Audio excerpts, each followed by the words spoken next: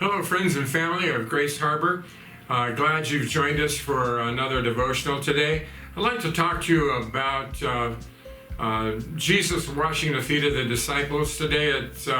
And this is the verse that comes after that foot washing experience that they had together, where he humbled himself and washed the feet of the disciples during the Last Supper, as we know it. But in Matthew 15 through 17, he says this about that experience. He says, "For I gave you an example so that you would do just as I did for you," meaning serving you. "Truly, truly, I say to you, a slave is not greater than his master, nor is the one who is sent greater than the one who sent him. If you know these things, you are blessed if you do them." This foot washing thing is really important. I've found often in leading that it comes down many times to doing things that nobody else is willing or wanting to do. That's just a part of leading. You can tell people till you're blue in the face that that's what he said, or that's what we said you should do, or even that's what he did, that's the example of what he did. But until you actually lead by doing, your message can fall on deaf or distracted ears. Just yesterday I got neck deep.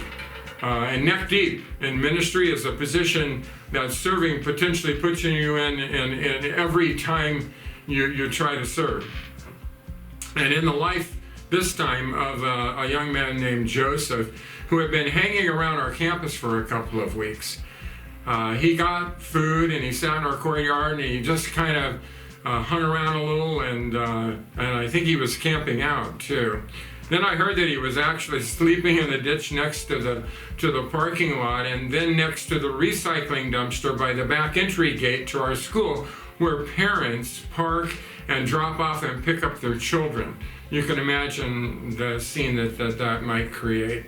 My wife Dawn and we talked to Joseph when he was awake about better close by places that he could sleep, but he kept coming back. I think he kind of felt safe here on campus.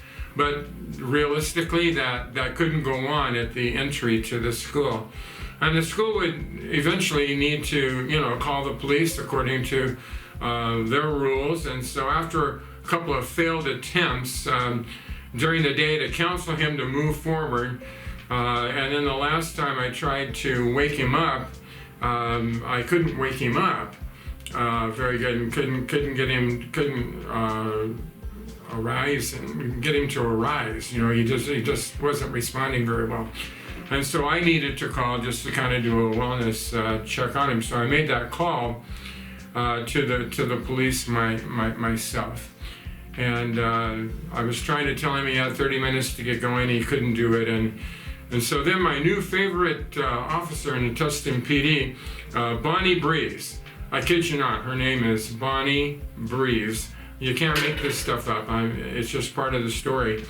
She shows up in about 10 minutes, and she's a homeless liaison worker for the department, and she, within an hour, tag teaming together to communicate with Joseph, got him to accept our offer to take an Uber ride to the shelter and potentially to rehab. And part of that process was that Joseph had 4 large bottles of Listerine that he needed to give up before he could get in the Uber ride, and then to go on down to the shelter and be interviewed about a possible rehab program.